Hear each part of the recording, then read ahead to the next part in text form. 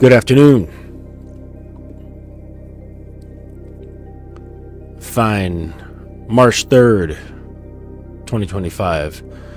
This is the Dominance Academy. I'm your host, Mr. Justin. I'll be your professor for the afternoon. Turn down some of this music. Hold on one second.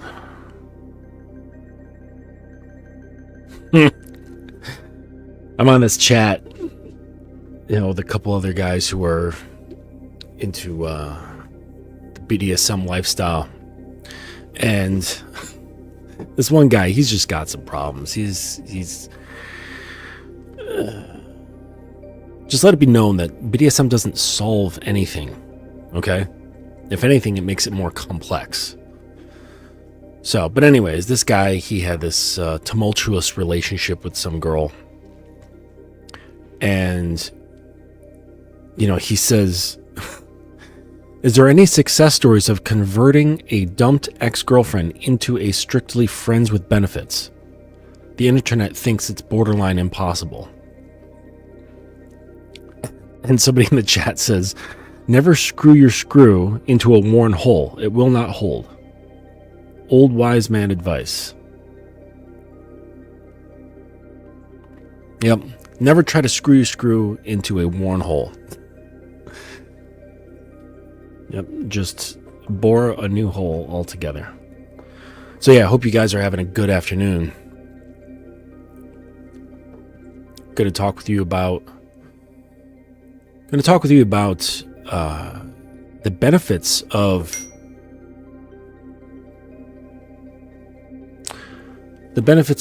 having power dynamics. Benefits of BDSM, but just answering a message real quick. So if you have any questions, put them in the chat. Please do.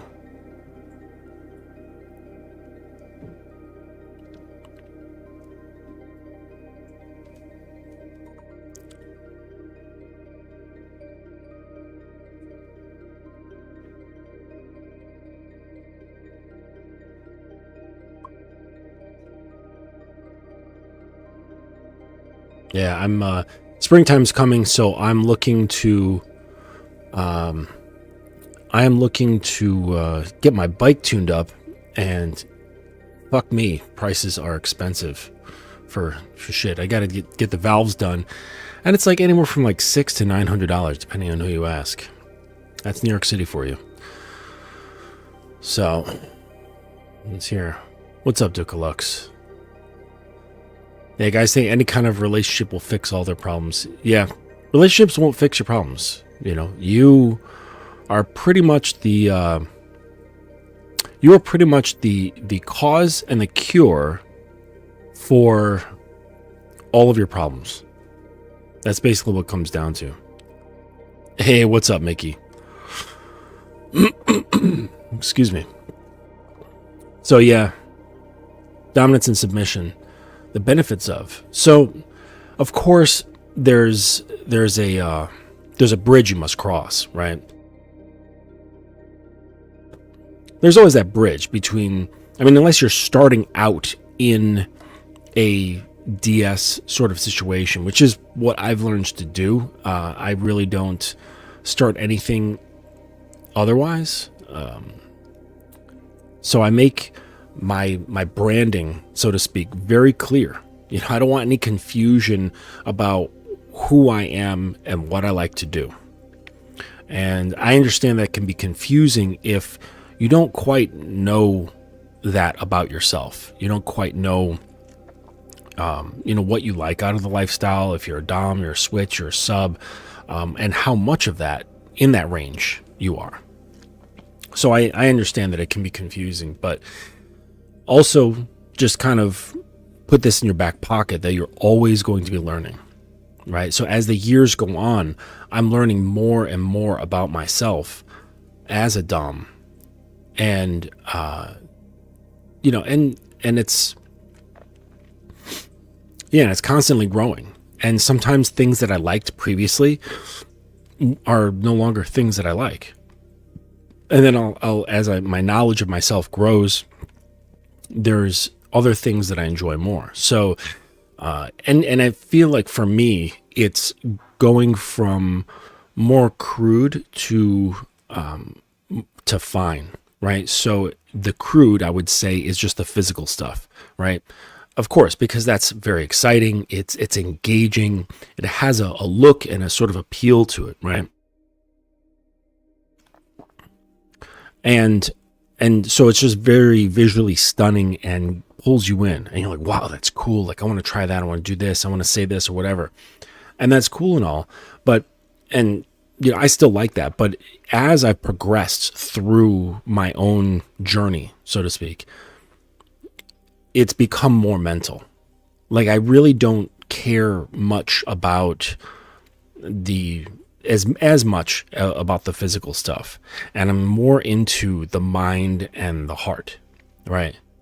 And the whole notion of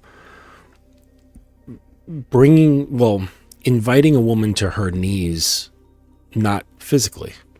Sure, like because where, like my kung fu teacher, he always told me, where the mind goes, the body follows.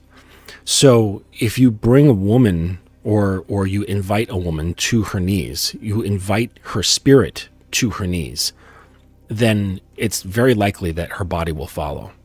All right, because here's the thing. Everybody can learn to cosplay, right? I can learn to do domination. You know what I'm saying? And in the same respect, a lot of women can learn to do submission. It happens all the time because it's fun. Right? You put on costumes, you talk a certain way, you behave a certain way, you do certain things, and it feels good, it's engaging, it lights you up, but it doesn't really go very deep inside. It doesn't really resonate with your core, especially if you've already coming from a place where you're disconnected from your core. Right? So you're just forever operating on this surface level of things. Okay? And a lot of people operate this way. A lot of people do. And, and that's okay. Like, you can subsist on that forever. Okay. But you will not be able to really experience, nor will she be able to experience her submissive core until she feels vulnerable enough to do so. Right. Because it's a very emotionally unnerving, almost frightening thing for a woman to do. To really submit herself to, because that is saying, I'm entrusting my emotional and mental state with you, right? And in order to go there, she must become vulnerable. And when one becomes vulnerable, they open themselves up to very high levels of damage, okay? It's like walking into a boxing ring with your hands just down. And you're like, okay, let's go. So it's an extreme challenge for women to do this. And if she spent many years living from a place where she's got armor, right? She's engaging with the world. Maybe she's learned to have a job or a career where she has a lot of responsibility. Or just in her whole life, whatever it is, has a lot of demands and responsibilities. This is going to cause a reaction to build armor in order to function. And this is what men do. This is what men have always done, right? In order to engage with the world, in order to engage with reality and other people and shit like that, you have to have a certain level of protection of yourself. You can't just like go into this world blind, right? You get hurt, you get manipulated, you make stupid mistakes, you get banged up.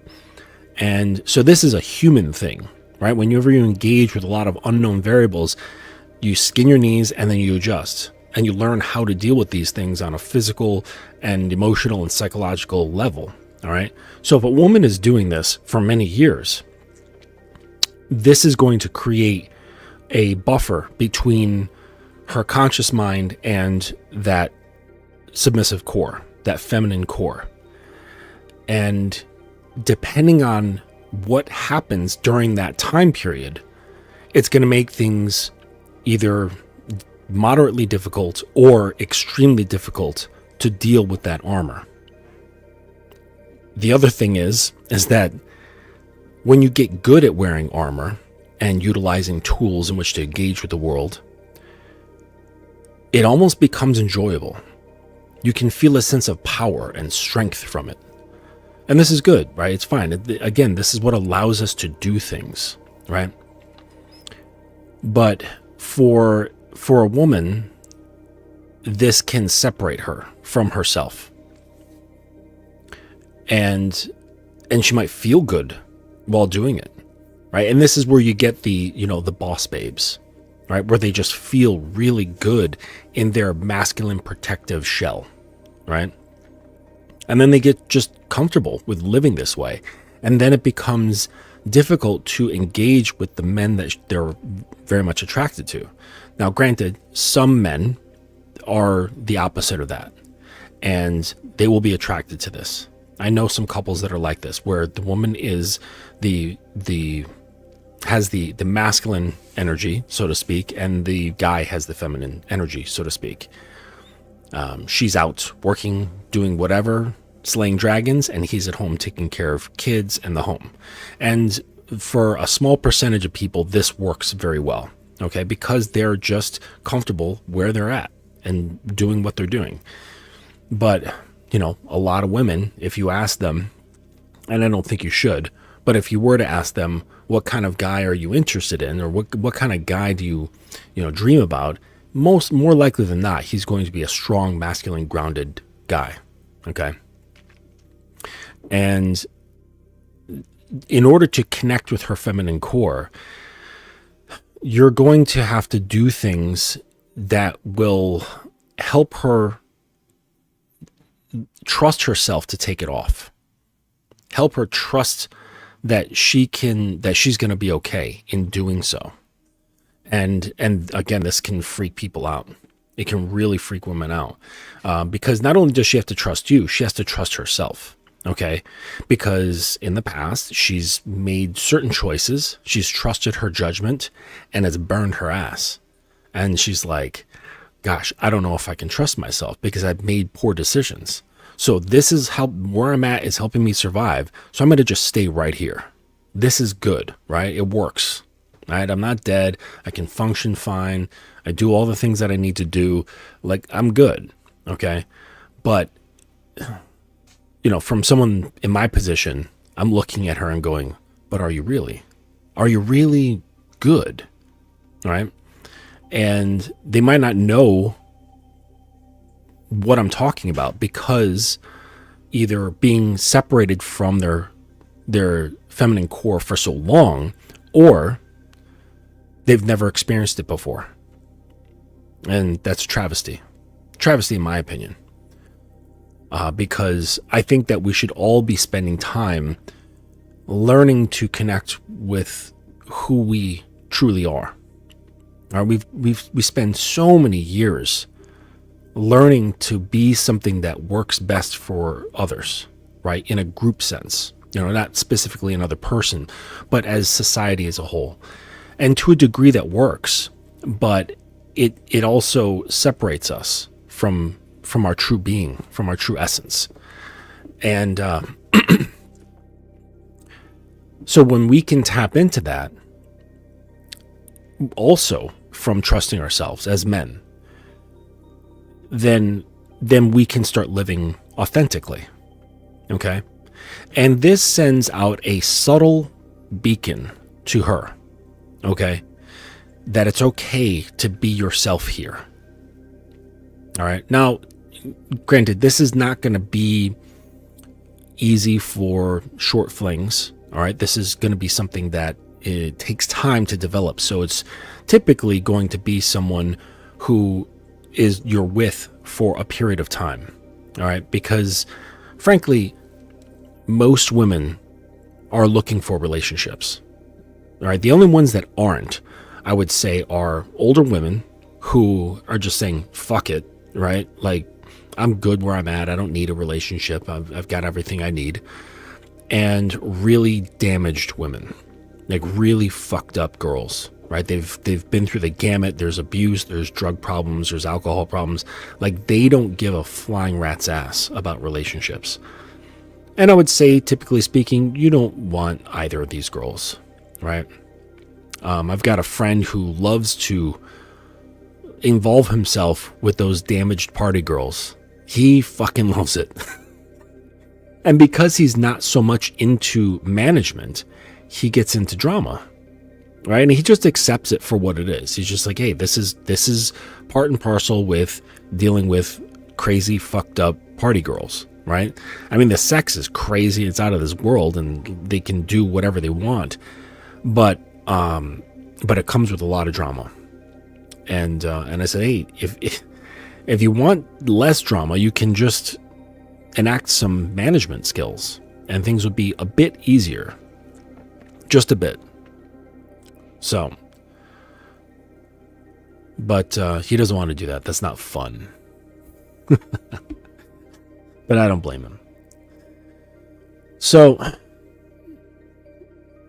what happens?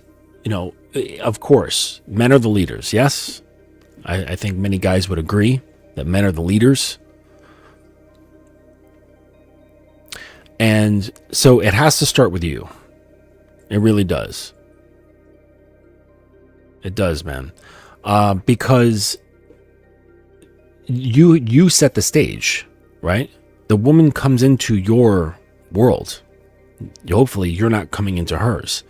So the more comfortable you are with yourself, that sets the emotional tone for when she comes to you. All right? And you should not be worried whether she likes it or not, right? Your main concern is my world a place of calm? All right? Am I not giving her a reason to doubt herself, right? Because like I said, she's made bad choices before, right? Unless you're dealing with a girl who's like lived in a closet her whole life, they've had some kind of experiences where they've made poor choices. 1 second. Pardon me.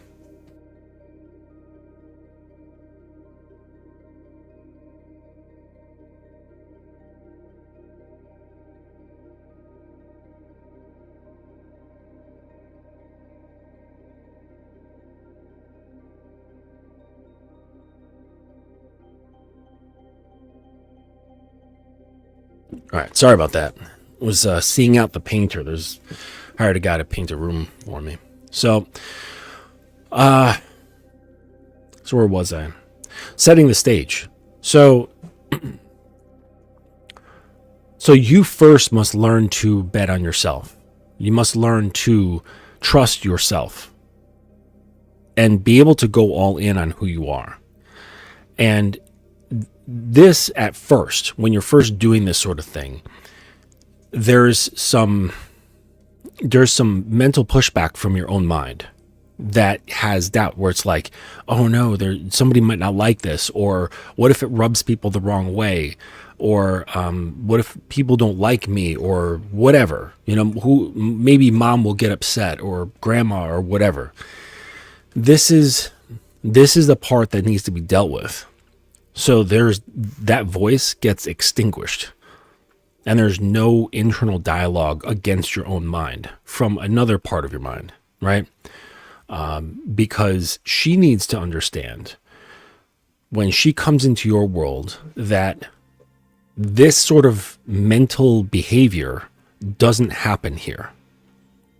Now, you can't control her from doing that, all right, because she's just going to do it. Women do this, okay?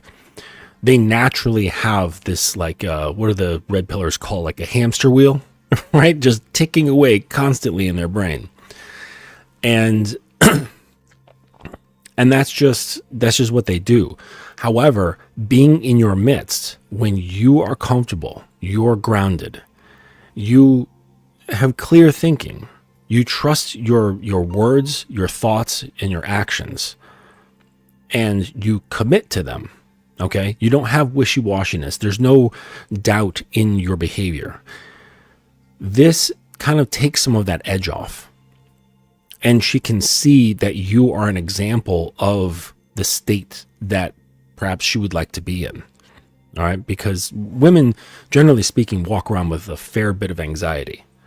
So if you're not, you're like this whole other thing. Whereas like, dang, this guy's like super calm. He doesn't get upset by anything. Like even when I'm having a terrible day, or I've accidentally, said something that was, maybe slightly insulting or whatever, and he just takes me as I am. There's no judgment going this way or that way. It's, it like kind of like starts to create a paradigm shift and makes her scratch her head, especially if she's had experience of others freaking out when she behaves a certain way or says a certain thing or whatever. And a lot of times it's, due to hormonal shifts or emotion shifts due to influences and things of that nature. Because a lot of guys, they will just say, oh, she's a crazy bitch or whatever, and have some sort of excuse, and then just want to dismiss her, or they distance from her or whatever. And if you have this state of what I call the mountain mind, where it's settled, right? Because you know who you are. It's unmoving. Why would it be movable? Yeah. What is known doesn't move. Okay. Doubt is movement. Known is stable. So, man, who is fucking blowing up my shit? One second.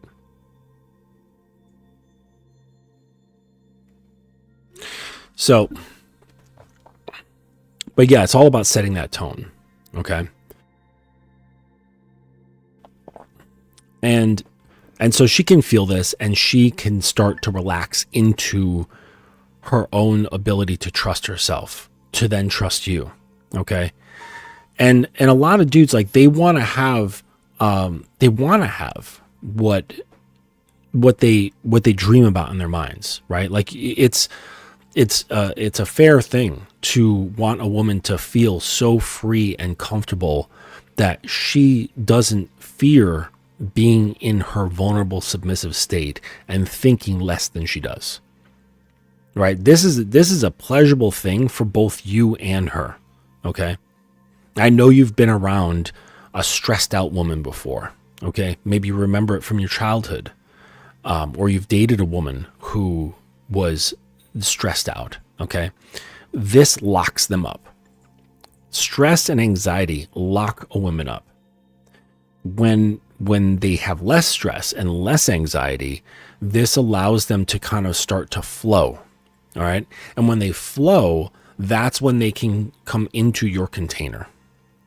Okay. But your container has to exist before her, right? Us first. We must create first. Okay. We step out first. We become what we need to become first. So I've heard online in many places, women saying, when I come across the right masculine man, I'll be the right feminine woman. And guys hear that and go, oh, that's bullshit. Guys will say that's bullshit. You should already be feminine. You're a woman. And based around what I was just talking about with the armor and the time and the experience and the coping mechanisms of life, it shows that with those statements, they don't understand life. They don't understand humans. They don't understand women. They don't understand themselves, right? Because the more you understand yourself, the greater you can easily understand other people and their human experience. Right? So, yes, to the right man, her femininity will come out more. Because I've said this many times, women are reactive, responsive beings. It's in their nature. It's in their nature to react and respond to stimuli in a much different way than we do. We react and respond externally. This is just how we engage with the world, okay? Women react and respond internally. And it shapes how they move, how they feel about themselves, how they think, okay? And so depending on the stimuli, whether it's an environment or it's a person, this will dictate how they respond. And if you're giving off some sort of doubtful energy or aggressive energy or hungry energy or needy energy, this is going to cause a reaction in her. All right? This is why with my guys, we work so much on learning to control your sexual impulses. All right? Like, think of the tension that's created when a bobcat is going after a rabbit in the wild. Imagine the tension that's happening between them energetically. Imagine the emotional tension that the jackrabbit has. Probably super high emotional tension. It has adrenaline pumping, everything's on edge because something is trying to devour it. This is what happens when you don't have control over your sexual impulses. She's like that little rabbit, fluffy little rabbit, and she can feel your hunger. All right? And so it's one thing to have this kind of hunger, and she's not seeing you act on it, which then causes a little bit of doubt. It's like, well, why is he being weird? Like, I feel this off of him in one way, but he's behaving in another way, right? This is kind of like where nice guy syndrome comes into play. Like, she knows you're sexually interested, but you're trying to be her best friend. And she's like, this is off. There's two conflicting messages here. Okay. And the same thing happens on a more instinctual level when it comes to sexuality.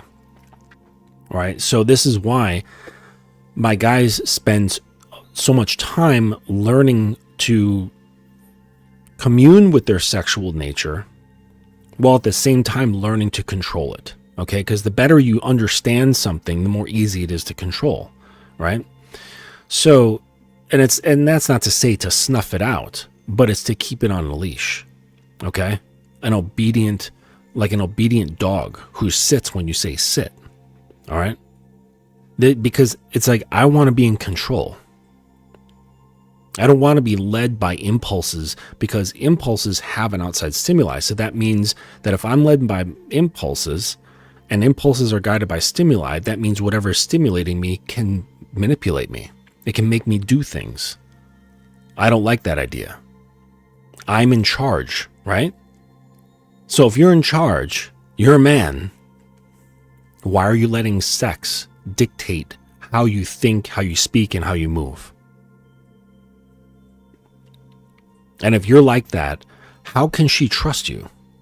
How can she, because you're in this like more animalistic state, right? How can she trust that? It's too volatile, right? This is why like the whole like James Bond persona is so alluring to women, because he comes off as this very calm, grounded, like unfuckwithable kind of energy, both in terms of violence but also in terms of influence. Like, nothing perturbs him ever. Nothing gets under his skin. Everything is just taken lightly, even while someone's trying to kill him, right? He's got some witty comeback, or he's just calm. And because he needs to think, he needs to sort out the problem. Okay. And then there's like the other archetypes, say like the warrior, like my girl, she loves those Viking shows, loved them. Okay.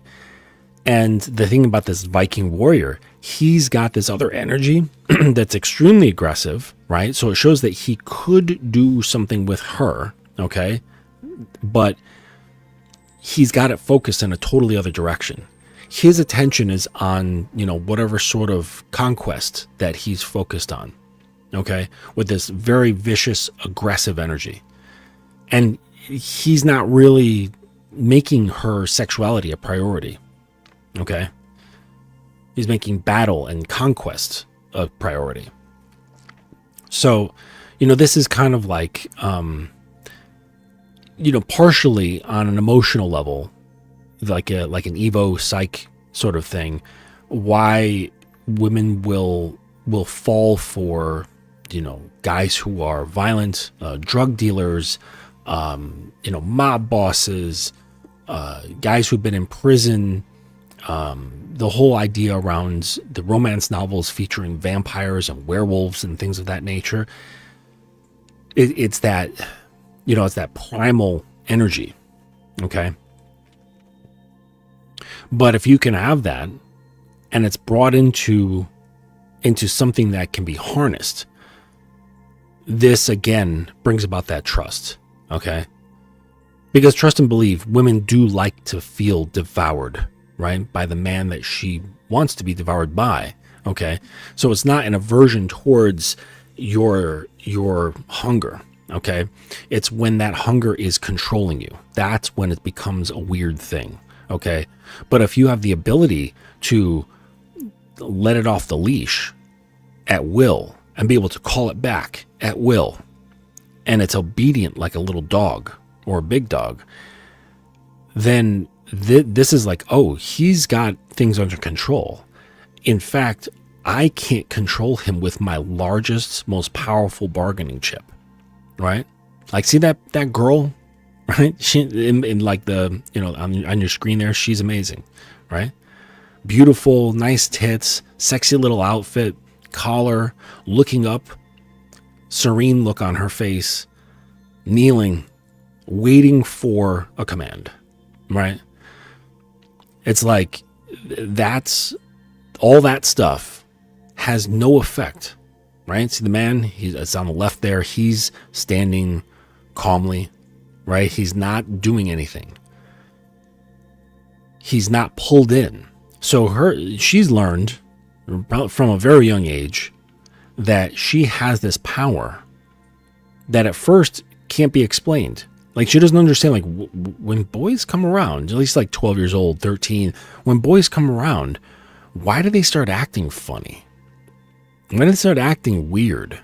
And they can feel the weirdness, right? And they don't have like the cognitive ability or the knowledge of interpersonal dynamics to explain it all. But on an instinctual level, they can feel his weirdness, like why he's acting different, And then they learn over time and experience that, like, oh, it's me. It's how they see me. I've got this special magical power over them. And I can make them do stuff. And some, just depending on their psychology, can go in many different ways because of that. And some can become very, they can take advantage of that magical spell that they never even concocted. It's just something, just born with good genetics, and they learn how to style themselves well. And then they're like, oh, well, if I talk a certain way in a certain tone and move my body a certain way, and I can get things out of them, and they'll just give it to me. Right. And this is with like a lot. It's not like just a few people here and there. It's like a lot of guys. Right. And this has been going on since we crawled out of caves. I mean, simps have been around since forever. Since we were bipedal creatures, there have been dudes who were affected by what they see on a woman. Okay. So as long as you're in that state and she knows that she can affect you, then she's the one in power, right? Like I talk about like a game of chess. At that point, she's won before the game's even played. It's like you sit down at the match and your king falls over immediately because you're in the state of like, girl, you win. You're so beautiful. You're so hot. You're so desirable that immediately your king is done. You've lost. And then guys don't like to have that feeling of loss.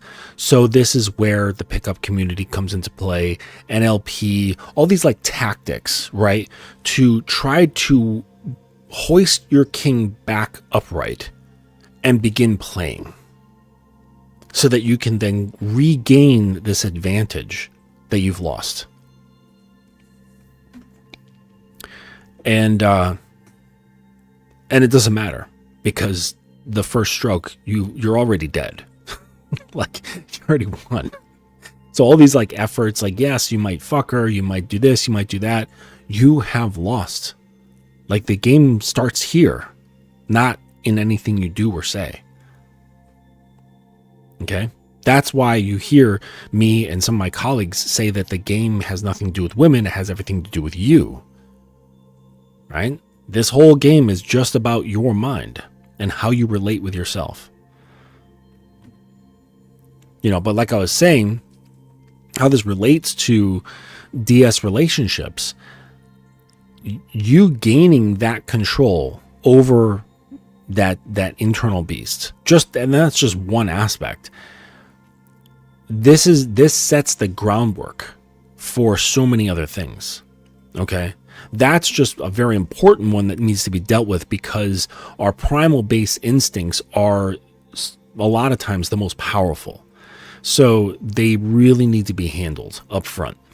Okay, like right away, they must be brought into submission.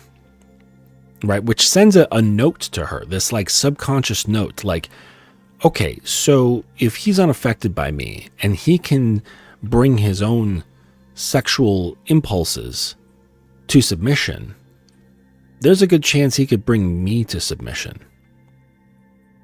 Okay, and most ladies, most women they have this inkling of that other woman. Okay, I wrote a post on Instagram about this. It's like a separate self, all right, that she's born with. It's this separate being that over time, depending on life experiences, she gets separated from. Some don't, but many do. Okay, and that's where the armor comes into play and all that stuff. Okay, but it doesn't ever go away. It doesn't get destroyed. Like, you can't separate from your core. I mean, unless you develop some kind of like schizophrenia or something like that. I don't know. But or like multiple personality disorder. But for most normal, healthy women, right, that aren't, psychologically insane, they have this identity. They can hear her. Okay, and when I say hear, it could very well be part of their inner dialogue, but it's more so a feeling. Okay, like that girl's voice, that girl that I'm talking about is her feminine core, her submissive core. The hearing that she has of her is more of a feeling, and this feeling kind of leaks out into her other self, her identity self that she's built up over years or whatever. And this causes a bit of anxiety. Hearing this other girl in there, okay, because it pulls at her, because it's your core. Just how there is the same thing within you that pulls you towards your masculine core, okay? Now, just like you might be able to relate, you don't know how to make that connection. Like, you can hear him, you can feel him, but you don't know how yet to connect to him, okay? Because there's a lot of barriers in the way, all right? Some of those barriers are made of clay, some of those barriers are made of concrete, and some of those barriers are made out of tungsten steel, right? And if you don't know, tungsten is the hardest metal that there is. It's incredibly, incredibly hard metal, which is why they make drill bits out of tungsten. Well, certain types of drill bits. So it's all about those barriers, but you can still feel him. And it pulls at you. And you know instinctually, you can feel it emotionally when you're not operating in accordance with that. And sometimes you ignore it. Sometimes you're conditioning because you've been, completely conditioned within some sort of gynocentric mindset that you don't even have the ears for it. You can't even hear him. All right. But all it takes is just a couple strategic pokes, and that berry will pop, and then you can hear it. And it becomes really uncomfortable because you know you're not behaving in accordance with what you actually are. Okay? And the same thing happens with women. They can feel her inside. All right? And some of them want to push her away. Some of them yearn for her. Okay? And here's the thing. This is another one of the things that I've said before. A woman cannot bring herself to losing control. It requires someone else, right? Because you cannot drive yourself to the point of losing control. It requires the influence of someone else to take the wheel. All right.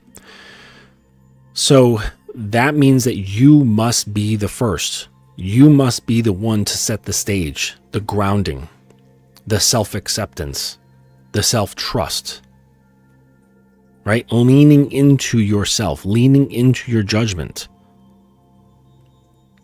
And this will set the example. It'll set the tone. It'll set the stage for her leaning into herself. It's saying, hey, girl, you can trust yourself to be free and vulnerable with me. And it's going to take her time, right? Because vulnerability isn't like a light switch that just has, just two poles and it goes on and off. It's not like that. It's more of a dimmer, okay? There's degrees to vulnerability. There's degrees to trust. There's degrees to openness. There's degrees to how much she lets go of her pride and her identity.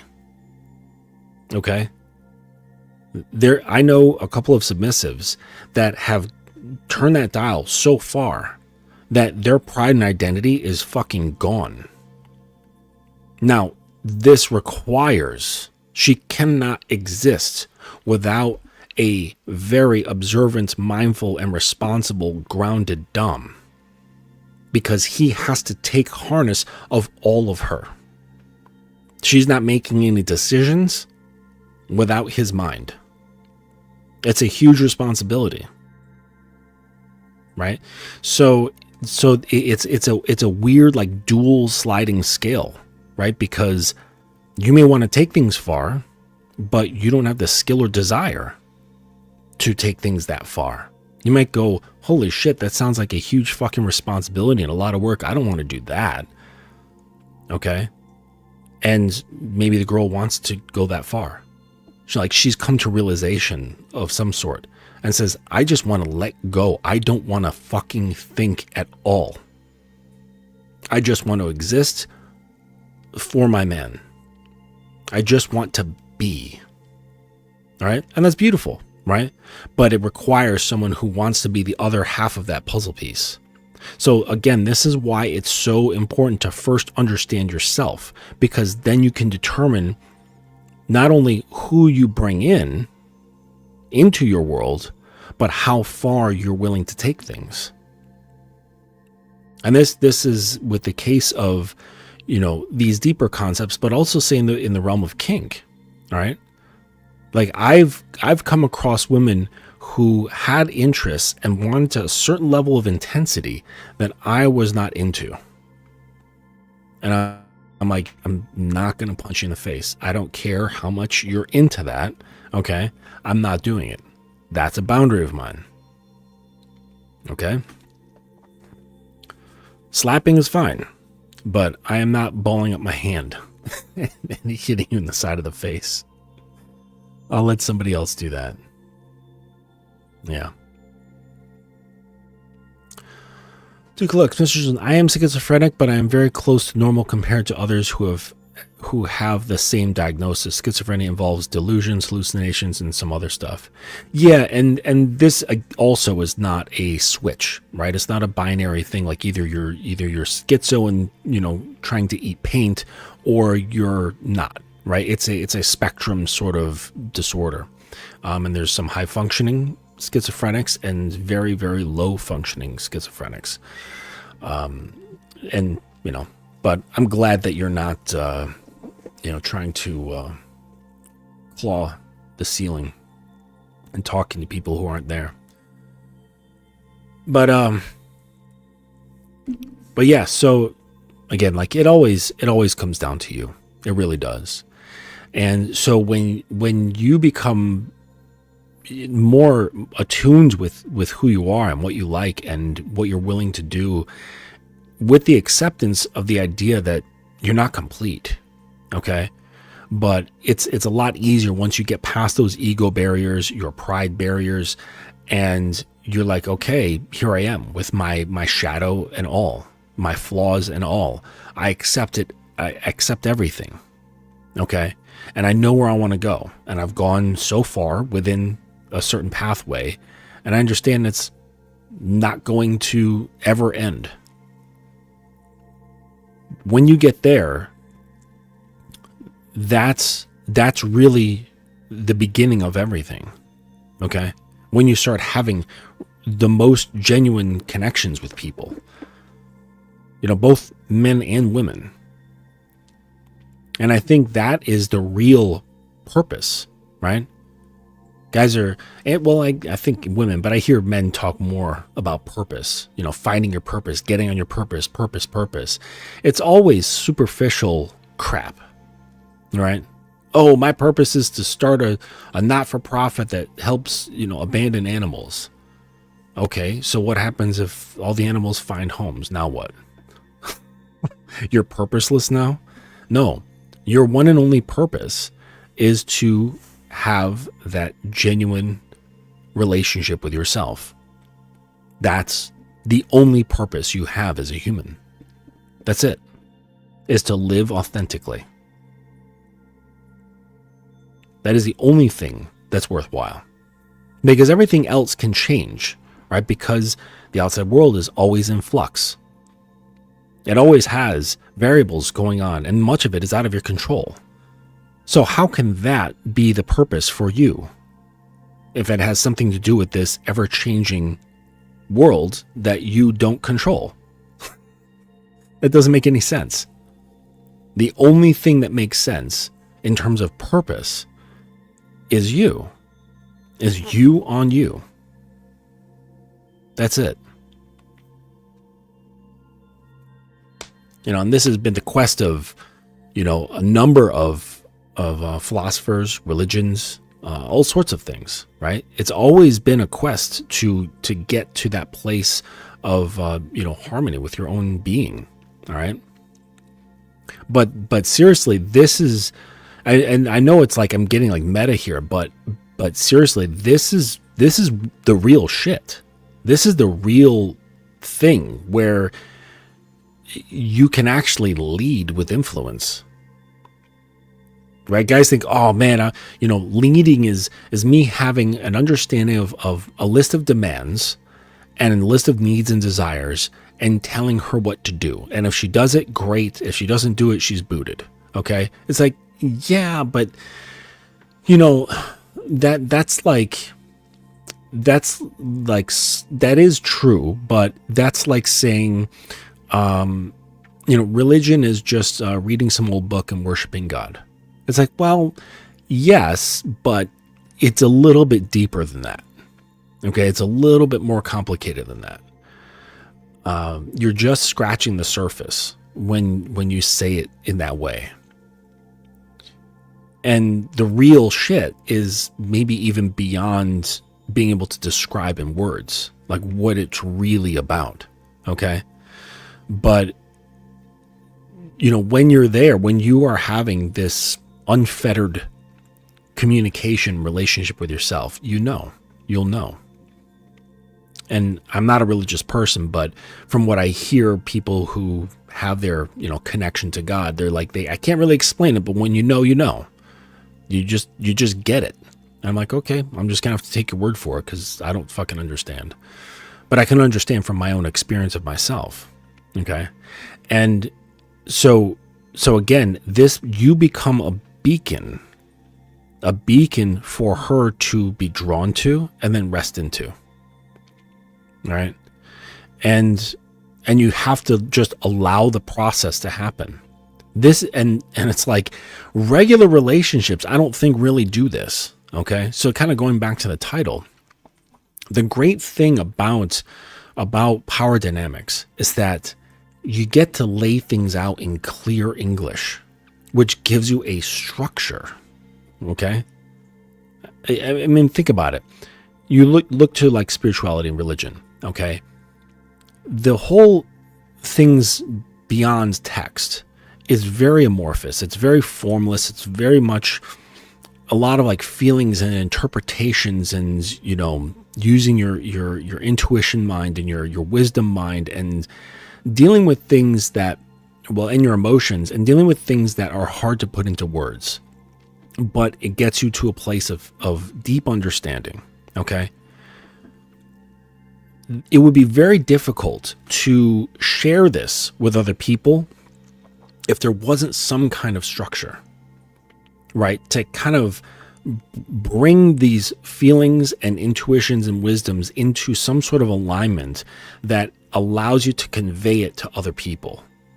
So you can say, hey, this is the tip that I'm on, right?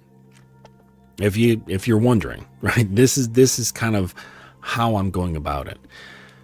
That's and this is where you get like your religious texts and things of that nature. Okay. Because those were created to interpret their experience. Okay. And they did the best they could, right? Language has its limits. So in the same sense, having that structure allows you a reference point, right? This is why I like organized DS relationships, because it gives you this opportunity to create and have structure by which keeps things in alignment. Okay. And it gives you like a sense of placement. Okay. Like, I belong here, she belongs there. This is what's expected of me. This is what's expected of her. And yes, there's going to be very surface level stuff. Very surface level stuff. When my girl's at home, she's not to look like a schlub, okay? With like old nasty sweatpants and like, a t-shirt that she's had since she was fucking 25 years old, okay? Like that's not gonna stand. That doesn't work, okay? She's to look sexy and cute at all times, right? Because that does things for her as well as does things for me, psychologically, emotionally, okay? But that's surface level, right? If you want to examine it deeper of why and what that does to her core as she relates to it, that's a whole other conversation, right? So it's like these surface level things can go extremely deep, all right? Like my girlfriend, she wears what's known as a day collar, right? And it's a representation of a collar that is socially acceptable, all right? Because she and I are both not comfortable with wearing like the leather collar with the buckle and stuff. And it's just, I don't know. It's just harsh and it doesn't look very elegant, right? Not in my eyes and not in hers. So I got her this gold necklace and there's like a gold ring in the middle, okay, to represent these things. Now, if you look at it, she's like, okay, yeah, that's representative of a collar of it's not actually a full collar, it's a collar of consideration. So she's actually not fully collared because there's 4 degrees of being collared, kind of like going through like karate and getting different belts, okay? And the black belt, the black collar, that's the real official collar, all right? So so she has her collar of consideration, right? So she's still in like training mode, so to speak. All right. And, we're always in training mode, but it's the first layers of it. So if you just look at that and you go, oh, she's collared, right? That means she's saying I'm making recognition of being part of a dom sub relationship. Okay. But when you start digging into the layers of what that object means to the individuals involved, it goes down a deep pathway of what it means psychologically, right? What it means emotionally. What is being sacrificed and what is being gained. And the reasons why we're making these choices. And it can go extremely deep, all right? And it starts tapping into the core, because these things become a reminder, okay? Like she looks in the mirror and sees this around her neck every single day. Like she's not taking it off except for when she goes to like getting a massage, because she doesn't want it broken. That's the only time it ever comes off. So it's like this constant reminder of these things, okay? And so it's like these, and there's these small symbols scattered throughout DS relationships, right? It's done in the way each other talk, what words are allowed, what are preferred, right? A certain type and feel of dialogue, behaviors, postures, rituals, okay? All of these things are at play, and they each act as these miniature beacons that signal back down into the core. It's these subtle reminders constantly of who I am and who she is, constantly just dropping down, bing, bing, bing, bing, bing, multiple times throughout the day. This is why there's titles, right? So on the surface, it's like, okay, yes, she calls me daddy, she calls me sir, okay, and I've got a few other like choice names for her title, okay? Yes, okay, on the surface, you're like, oh yeah, that's fun, that's cute, whatever. It's a sign of respect, both mine and her titles.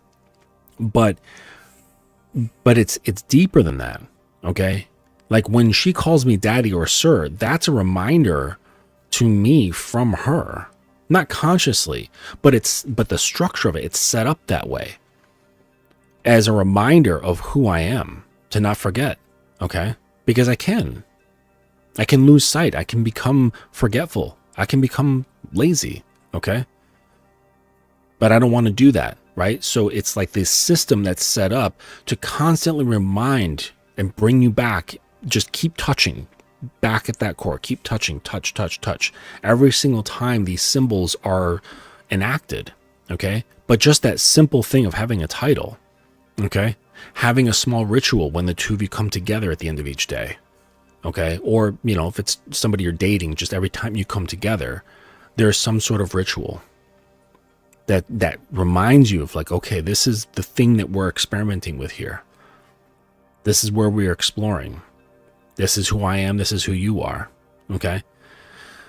So these are just touches on some of the benefits of this DS relationship. And like, it's sad because of social media and, jackasses like me creating images like this that are like, make people go, ooh, that's sexy. Look, she's got a collar and she's on her knees.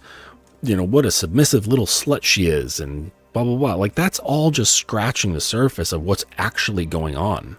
Okay. And I don't like, maybe if you've got a strong imagination, you could imagine possibly what emotional state, like imagine the girl here in the maid's costume, that she represents an emotional state, not a physical one. What would that feel like if you could imagine it, right? And imagine it's sustained.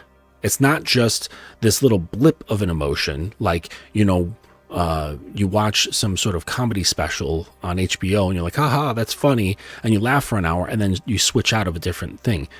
This is persistent. She goes through all day, every day, or the vast majority of each day, feeling like this. If we could put like, quotation marks around this picture of this girl. What is that emotion for her and what is that to sustain it indefinitely, right? Because it's based on you, how long that sustains, right? So you're the definer of time as well. So it's like, If any of this shit, like if you're just like, you know what, fuck this. I just want to fucking gag women with my cock, a few times a week, different girls, and be done with it. Hey, cool. You know what? That's fun. And totally fine if that's what you want to do. Okay? You want to just like smack some cheeks, make them red, have them gag on cock, and be done with it. Okay. But I'm just letting you know that there's like a whole other fucking world. There's a whole other world that it changes you. It changes who you are, and it changes her. Okay? And it takes a very rare kind of woman to bring herself there. Okay? Remember I was saying it's like near impossible for a woman to bring herself to letting go, losing control. Okay? Because often that requires something to let control into. Okay? Women are water. They flow. They're like nature. So it's very difficult. I've met a couple of women who are like this, and their level of self-awareness is beyond anything I've ever seen amongst most women that I've encountered. So I know that it's rare. Okay, and these women were very big into meditation and having practices and things of that nature. So they were quite unique. So you are the one that brings her into a deeper sense of herself. And just reminder, like if you're going down this path with someone, know that it's a process. It takes time. Okay? It takes time to have her trust herself to loosen her grip on herself. And you might see 2 steps forward, 1 step back. You might see 1 step forward, 2 steps back. And then you might see 3 steps forward and no steps back. And then 4 steps back. And then 2 steps forward. It's a process, and you have to be relaxed. You have to be patient. You have to have a much wider view. And not be like, oh, she didn't submit to me today in the way that I wanted her to, and be all pouty and shit. Okay? There's way too many fucking variables inside a woman's psyche that to be concerned about just like a blip, right? In the span of time, it's nothing, right? If you're going down this path with somebody, okay? I know, hang on. I know dom sub couples that have been at this for years and years and years, and they're still working on it, right? Possibly not the same challenges as before, of 7 years ago. All right, they're working on new challenges, but the still challenges nonetheless. All right, you're always going to be shouldered with something. Okay, but honestly, I wouldn't pass it up for anything. I think it's something amazing that I would not change for the world. So I think I'm going to have to draw this to a close now, and left you guys with enough to think about. If you have any questions, hit me up on Instagram, thedominance.academy, or you can email me at justin@thedominanceacademy.com. Please go to the website. Uncle Guns left all the links there. Sign up for a call that is free, okay? Utilize the free calls. Give them away. I give them away. The link is in the bio of every single video here. I wish you guys to have a good week. All right. The weather's getting nicer. Stop being lazy. Get active, right? Get excited. The nice weather's upon us. And I appreciate everyone who's been here on the live. And I appreciate you guys who are going to be watching this on the replay. What's this here? Unique. Thanks for stopping by, dude. Appreciate you. Patience is one of the key elements, as you explained, Mr. Justin. Not every woman has ever had the experience of being dominated by a real dominant. Yeah. And think about it. If you're hard up for pussy, are you patient? Right? Your dick is like, put it in now, put it in now, put it in now. And I said this a long time ago. It's like, okay, for a lot of you guys on your side of the street, you're trying to make her come. On my side of the street, we're seeing if she's going to be given permission to. That's the difference. Like just a little like sexual thing, right? As far as like conditioning goes. Last couple days, I tried to, give some pleasure to my woman with vibrators. All right. And through my conditioning, she's now practically lost interest in the ability to come from toys, where it can only happen through my mouth or my dick. That's it. Like she cannot have an orgasm otherwise. So take something like that into consideration. You may not like that, because I know Doms who are like, no, I love my toys. I love using all these toys. Like, I don't want that to happen. Right. But, so again, that comes from knowing who you are and what you want and what you like. Okay.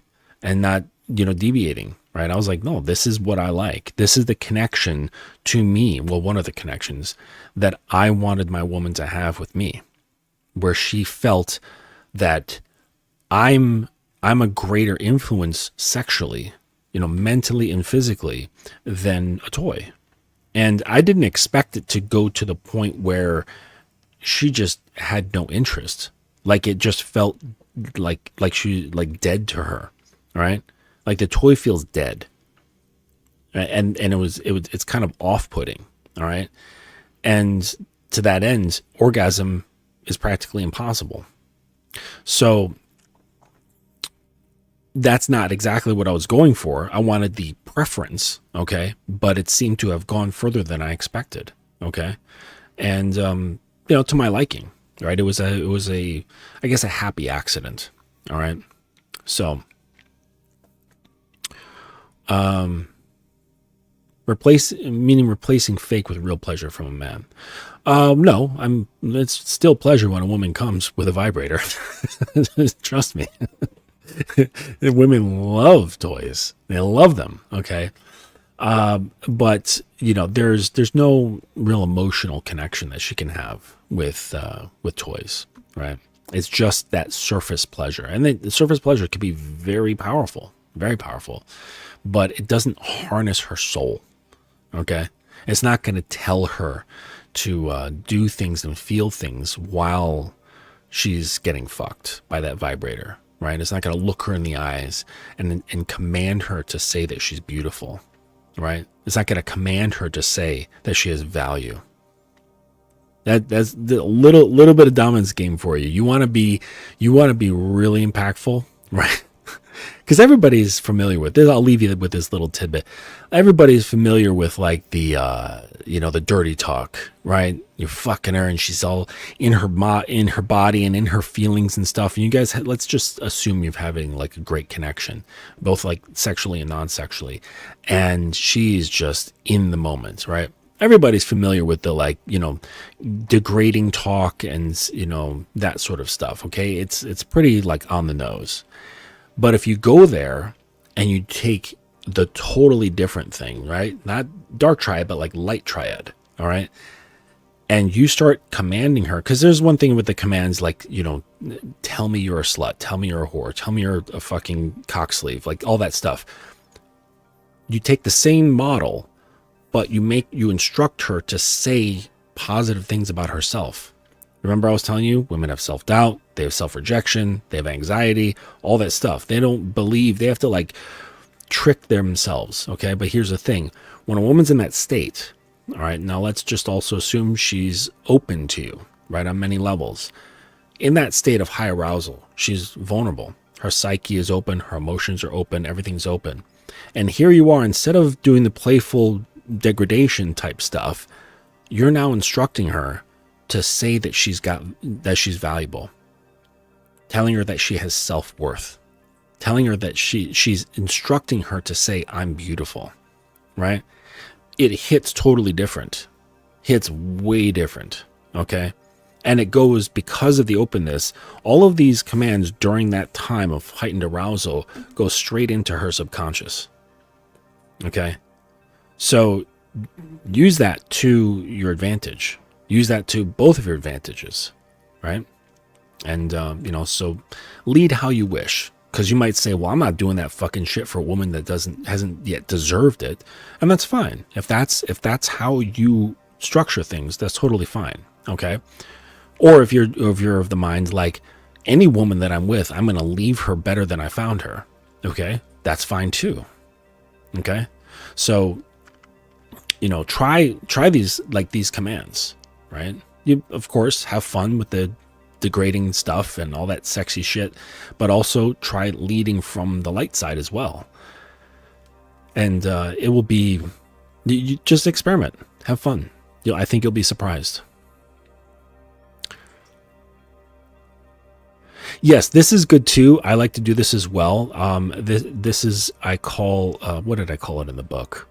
I forget what I call it, but where you like your intention switching or something along those lines.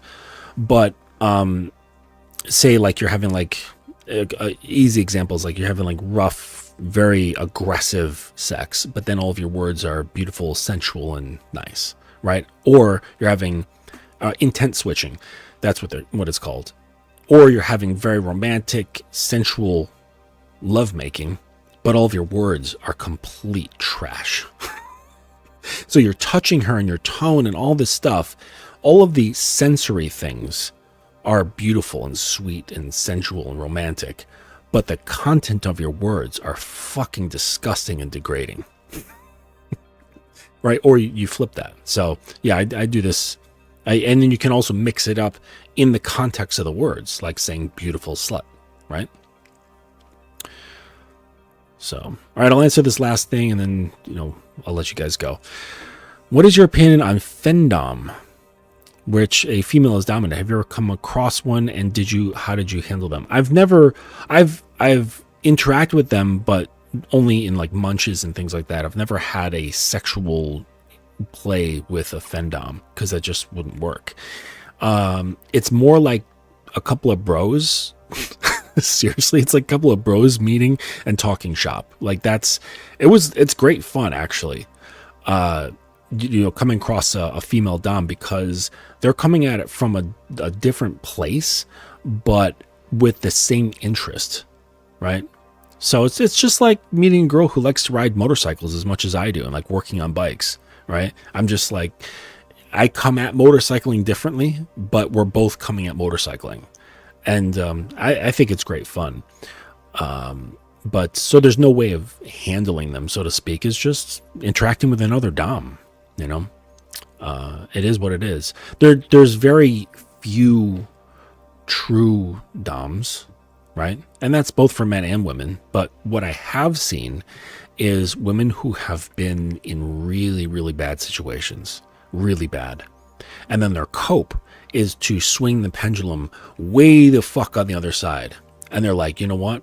I'm going to have so much fucking control that nothing is ever going to come like past my sight. I am always going to be in control of everything. And men are going to be my bitch. Right? And I've seen guys act this way too. That's not true dominance. Right? What do I say? Dominance is always an invitation. It's an invitation into your world of control. It's never by force. It's never by self-protection. It's never by anger or fear. Okay? So I've only come across a couple of grounded female doms.